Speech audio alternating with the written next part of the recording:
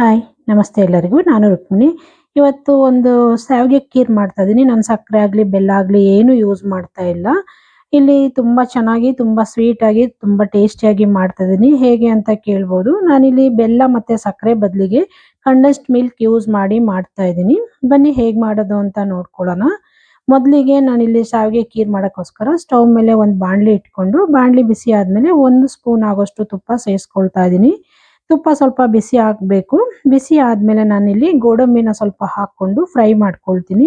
ಮೊದಲಿಗೆ ಗೋಡಂಬಿ ಹಾಕ್ಕೊಬೇಕು. ದ್ರಾಕ್ಷಿ ಗೋಡಂಬಿ ಒಟ್ಟಿಗೆ ಹಾಕ್ಕೊಂಡ್ಬಿಟ್ರೆ ದ್ರಾಕ್ಷಿ ಬೇಗ ಸುಟ್ಟೋಗ್ಬಿಡತ್ತೆ. ಹಾಗಾಗಿ ಮೊದಲಿಗೆ ಗೋಡಂಬಿನ ಹಾಕ್ಕೊಂಡು ಒಂದು 15 ಸೆಕೆಂಡು ಫ್ರೈ ಮಾಡ್ಕೊಳ್ತೀನಿ. ಒಂದು 15 ಸೆಕೆಂಡು ಫ್ರೈ ಮಾಡ್ಕೊಂಡು ಇದಾದ್ಮೇಲೆ ನಾನಿಲ್ಲಿ ದ್ರಾಕ್ಷಿನ ಹಾಕ್ಕೊಳ್ತೀನಿ. ನಿಮಗೆ ಬೇಕಂದ್ರೆ ಇನ್ನೂ ಎಕ್ಸ್ಟ್ರಾ ಡ್ರೈ ಫ್ರೂಟ್ಸ್‌ಗಳನ್ನು ಕೂಡ ಹಾಕ್ಕೊಬೋದು. ತುಂಬಾನೇ ಚೆನ್ನಾಗಿರುತ್ತೆ. ನೋಡಿ ಇದೆರಡನ್ನೂ ಫ್ರೈ ಮಾಡ್ಕೊಂಡು ತಗೊಳ್ತೀನಿ. ಜಸ್ಟ್ 1 ನಿಮಿಷಕ್ಕೆಲ್ಲ ಇದು ಫ್ರೈ ಆಗೋಗ್ಬಿಡತ್ತೆ. ನೋಡಿ ಇದು ಫ್ರೈ ಆಗಿದ್ದಾದ್ಮೇಲೆ ನಾನು ಇದನ್ನ ತೆಗೆದು ಒಂದು ಬೌಲಿಗೆ ಎತ್ತಿಟ್ಕೊಂಡ್ಬಿಡ್ತೀನಿ ನೀಟಾಗಿ. ಜಾಸ್ತಿ ಫ್ಲೇಮಲ್ಲೆಲ್ಲ ಫ್ರೈ ಮಾಡ್ಕೊಬಾರ್ದು, ಸುಟ್ಟೋಗ್ಬಿಡತ್ತೆ. ಮೀಡಿಯಂ ಫ್ಲೇಮಲ್ಲೇ ನಾವು ಇದನ್ನ ಗೋಡಂಬಿ ದ್ರಾಕ್ಷಿನ ಫ್ರೈ ಮಾಡ್ಕೊಬೇಕಾಗತ್ತೆ. ನೋಡಿ ಗೋಡಂಬಿ ದ್ರಾಕ್ಷಿ ಎಲ್ಲಾನು ತಕ್ಕೊಂಡಾದ್ಮೇಲೆ ಅದೇ ಬಾಣಲಿಗೆ ನಾನಿಲ್ಲಿ 1 ಕಪ್ ಆಗೋಷ್ಟು, ನೋಡಿ ಈ ಕಪ್ಪಲ್ಲಿ 1 ಕಪ್ ಆಗೋಷ್ಟು ನಾನು ಶಾವಿಗೆ ತಗೊಂಡಿದ್ದೀನಿ.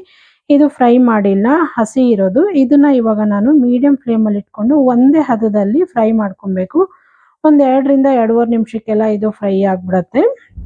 ಮೀಡಿಯಂ ಫ್ಲೇಮಲ್ಲೇ ಇಟ್ಕೊಂಡು ಇದನ್ನ ಚೆನ್ನಾಗಿ ಫ್ರೈ ಮಾಡ್ಕೊಳ್ಳೋಣ. ಸುಡಕ್ಕೆಲ್ಲ ಹೋಗ್ಬಾರ್ದು. ನೋಡ್ಕೊಂಡು ಒಂದೇ ಹದದಲ್ಲಿ ಮೀಡಿಯಂ ಫ್ಲೇಮಲ್ಲಿ ಇಟ್ಕೊಂಡು ನಾವು ಇದನ್ನ ಫ್ರೈ ಮಾಡ್ಕೊಬೇಕಾಗತ್ತೆ. ನೋಡಿದ್ರಲ್ಲ, ಫ್ರೈ ಮಾಡ್ಕೊಂಡಿದ್ದೀನಿ ಕೂಡ.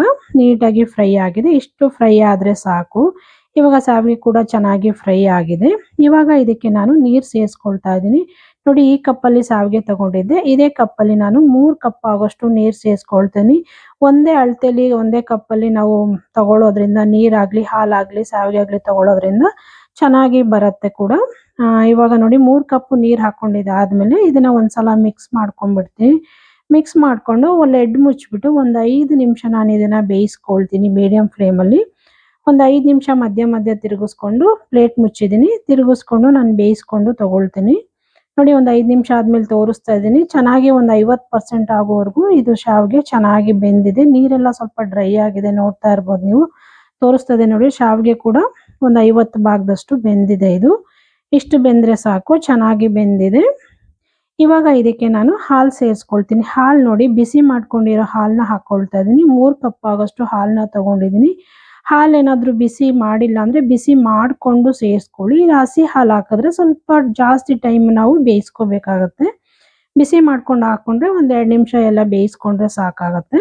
ಇವಾಗ ನೋಡಿ 3 ಕಪ್ ಹಾಲು ಕೂಡ ನಾನು ಸೇರಿಸ್ಕೊಂಡು ಇದನ್ನು ಮಿಕ್ಸ್ ಮಾಡಿಕೊಂಡು ಜಸ್ಟ್ ಒಂದು 2 ನಿಮಿಷ ನಾನು ಇದನ್ನು ಬೇಯಿಸ್ಕೊಳ್ತೀನಿ. ಹಾಲು ಬಿಸಿ ಮಾಡಿ ಹಾಕ್ಕೊಂಡಿರೋ ಹಾಲಾಗಿರೋದ್ರಿಂದ ಜಾಸ್ತಿ ಹೊತ್ತು ಬೇಯಿಸೋ ಅವಶ್ಯಕತೆ ಇಲ್ಲ.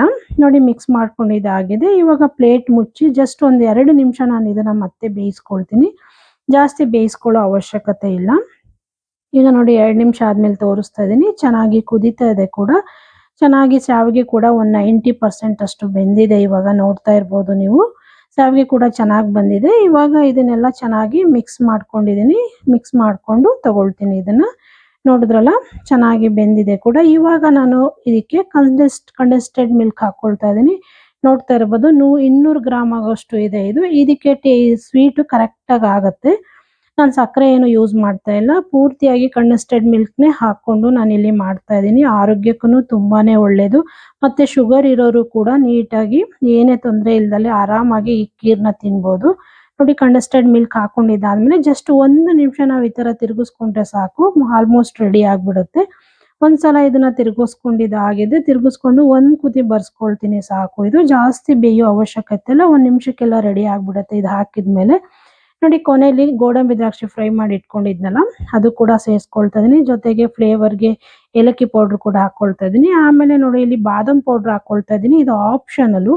ಬೇಡ ಅಂದರೆ ಸ್ಕಿಪ್ ಕೂಡ ಮಾಡ್ಕೊಬೋದು. ಟೇಸ್ಟು ಇನ್ನೂ ಚೆನ್ನಾಗಿರುತ್ತೆ, ಸ್ವಲ್ಪ ಹೆಚ್ಚಾಗಿ ಟೇಸ್ಟ್ ಬರುತ್ತೆ ಅನ್ನೋ ಕಾರಣಕ್ಕಾಗಿ ಬಾದಾಮ್ ಪೌಡ್ರ್ ಕೂಡ ಸೇರಿಸ್ಕೊಂಡಿದ್ದೀನಿ. ನೋಡಿ ಇಷ್ಟನ್ನು ಸೇರಿಸ್ಕೊಂಡಿದ್ದಾಗಿದೆ. ಇವಾಗ 1 ನಿಮಿಷ ಇದನ್ನು ಮಿಕ್ಸ್ ಮಾಡ್ಕೊಂಡು ತಗೊಳ್ತೀನಿ. ಫೈನಲ್ ಆಗಿ ನೋಡಿ ರೆಡಿ ಆಗಿದೆ. ಬೆಲ್ಲ ಆಗಲಿ ಸಕ್ಕರೆ ಆಗಲಿ ಏನನ್ನು ಯೂಸ್ ಮಾಡಿಲ್ಲ. ಬರೀ ನಾನು ಕಂಡೆನ್ಸ್ಡ್ ಮಿಲ್ಕ್ ಅಷ್ಟೇ ಯೂಸ್ ಮಾಡಿ ಮಾಡಿದ್ದೀನಿ. ಶುಗರ್ ಇರೋರು ಕೂಡ ತಿನ್ಬೋದು. ತುಂಬಾ ಚೆನ್ನಾಗಿರುತ್ತೆ, ತುಂಬ ಟೇಸ್ಟಿಯಾಗಿ ಕೂಡ ಬರುತ್ತೆ. ಮಕ್ಕಳು ಕೂಡ ತುಂಬಾ ಇಷ್ಟಪಟ್ಟು ತಿಂತಾರೆ. ಮತ್ತು ಯಾವುದೇ ಕಾರಣಕ್ಕೂ ಇದು ಗಟ್ಟಿ ಕೂಡ ಆಗೋದಿಲ್ಲ. ಆಫ್ ಮಾಡಿ ಇಟ್ಬಿಟ್ಟು ಆಮೇಲೆ ಸರ್ವ್ ಮಾಡಿ ತೋರಿಸ್ತಾ ಇದ್ದೀನಿ. ನೋಡಿ ಒಂದು 15 ನಿಮಿಷ ಹಾಗೆ ಇಟ್ಟಿದ್ದೆ. ಆಮೇಲೆ ಸರ್ವ್ ಮಾಡಿ ತೋರಿಸ್ತಾ ಇದೀನಿ ನೋಡಿ ಕೂಡ ಯಾವುದೇ ಕಾರಣಕ್ಕೂ ಗಟ್ಟಿ ಆಗೋದಿಲ್ಲ. ನೀವು ಎಷ್ಟೊತ್ತು ಬೇಕಾದ್ರೂ ಇಡ್ಬೋದು ಖೀರ್‌ನ ಇದು. ಇದೇ ರೀತಿ ಇರುತ್ತೆ. ತುಂಬಾ ಚೆನ್ನಾಗಿ ಬರುತ್ತೆ.